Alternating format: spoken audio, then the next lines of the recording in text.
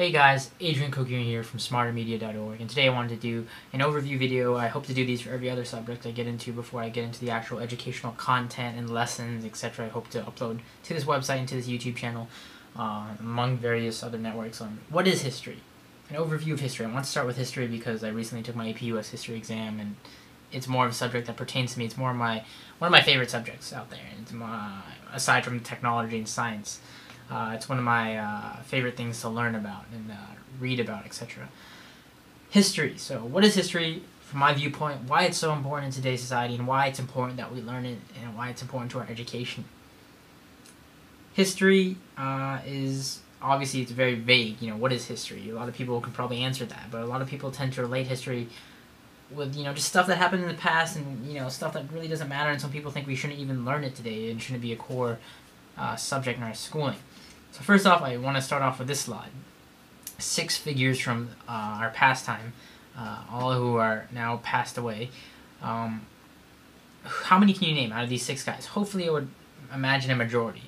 Go ahead and pause the video, comment below, do what you gotta do, wherever you're watching it. Again, hopefully you want to answer the majority. The first one is George Washington, the second one being Benjamin Franklin, the third one Albert Einstein, the fourth one Martin Luther King Jr., the fifth one Pythagoras, and the sixth William Shakespeare. All from various backgrounds, even some from different time periods or related time periods. All contributing into different subject, whether it's science, math, literature. Have all done something in their lifetime that will go down in history. How do you define history? History is the study of past events, particularly in human affairs. People who tend to study this stuff and relate to it now are stuff like archaeologists and historians. Why is it so important in today's society? Why is it so important overall? Everybody always says history tends to repeat itself. I'm sure you've heard that quote among, multiple times. And it's very much true. Much like the mistakes we make, we're told not to, make them again once we learn. We should learn from our mistakes, but not, 100% of the time that's not always true. We tend to repeat ourselves, just like history does. Whether it's in war, etc. But it's important that we learn our past so we don't repeat these big things that happen. And sadly or ironically, what we learn from history is that we never learn from history. Stuff that occurred back then in the 17th century or the 18th century or, whenever it may be, stuff that's, occurred, or I should say in the 1700s or the 1800s, still occurs today. Maybe not in bigger amounts, but it still occurs.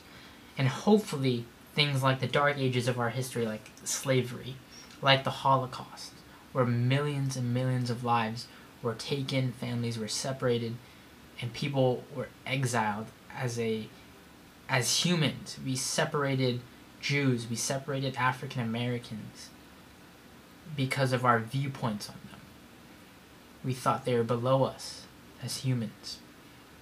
And hopefully that's something that will never ever repeat itself in history. In the 4th grade, I was given a bookmark very similar to this.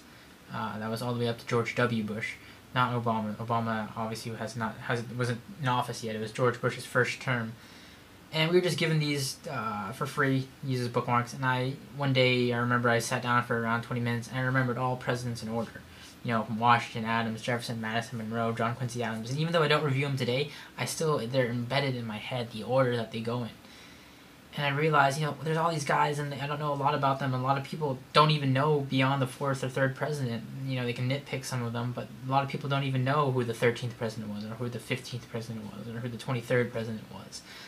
And, maybe that's not so detrimental, but it is important in the fact that we know, I'm not saying everybody should know the order, or, who was what president, but they should know vaguely about each man, each man who's taken office, because they've all contributed in one way or another to history. History in schools today. History in schools today is studied off of 2 things, primary and secondary sources. And it's taught in many classes from government, contemporary issues, world history. We tend to relate history with these classes. A primary source is something that's directly from the source. A secondary source would be that of more its compressed knowledge, it's more summarized information. Primary source is very similar, would be Anne Frank's Diary of a Young Girl, a diary from a girl during the time of the Holocaust. That's a primary source. While a secondary source is more like the book I was currently reading for my AP US History crash course. a book of comprised knowledge and compressed information and summarized information. History today is still a core subject. Some people disagree that it shouldn't be taught as a core subject because it's stuff about the past, stuff about dead people and people who are obviously no longer living, and contributed to a lifetime that's so different to today's generation. But it's still so important that we learn it, because history is so much more than government and politics. It's art, it's science, it's math, it's literature, it's technology, it's humanities. It relates to all of that.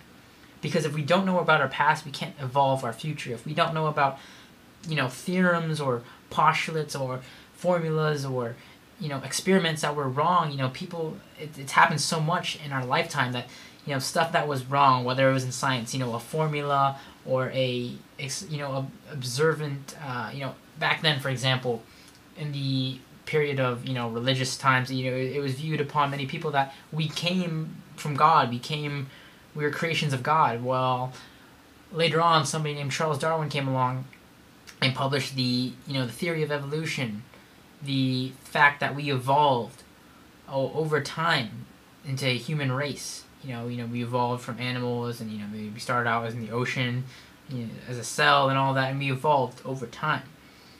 That challenged many views that were, at the time, there was challenging a viewpoint of the Bible and stuff like that. That's why history, it's in so much more. It's in every subject that we study today. History is everywhere. It's in the process. It's in the making. When you look at a family tree, that's history. When you think of space exploration and stuff that we're doing today, that's stuff that your kids will be history. Maybe hundreds of years later, or years down the road, we'll be living on the moon. And, we can say that we were alive during the time period where we explored it and we explored our galaxy. Wars today will be history, just like the wars of our past time are history now. World War I, World War II, etc. I want to leave you with a quote from George Orwell from his book 1984. Those who control the past, ran the party slogan, controls the future. Who controls the present, controls the past. That's why, to me, history is so important. We need to understand our past to understand our present and our future. We need to understand the mistakes and the good things as well that we've done in the past to help us evolve our future. So many people relate history to politics, to government, to presidents, while people like, I showed you a slide earlier with past historical figures. These are more modern figures in today's society. Barack Obama, for example, is our current president, and by no doubt will go down in history for the mere fact that he is a president, and whether or not you agree with his decisions in office, they will go down in history. The stuff he's done, and whether it's the bills he passes or acts that he makes as president, will go down in history. But history is much more than just the presidents and the politics. People like Steve Jobs, who recently passed away, or last year passed away, and Zuckerberg. Steve Jobs has innovated the way we use technology, we use the computer, our phones, our iPods, our music devices, the way we consume music. Zuckerberg has changed the way we connect to people on social media. The days of email and mail are starting to go down more and more because of Facebook. The site that we log into and can have access to millions and millions of people we've known years ago. People like these are innovators, and while they may not be taught in history books, they may not be written down in history books, they are still a part of history. History spans across so many subjects. Philosophy, science, math. That's what I want to leave you with. History is important because we understand our past to get us to our future. I started with this slide and I want to end with this slide.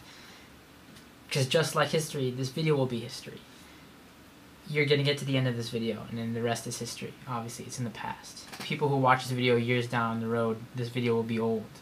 This video will be 2 years or a year old, and it'll be on the internet as long as as long as these video sites are running, as long as my website is up, it will all be in history. This video itself is history. Whether or not it has a big impact compared to all other, things going on today, it's not going to have a giant impact on the world, but it's still history.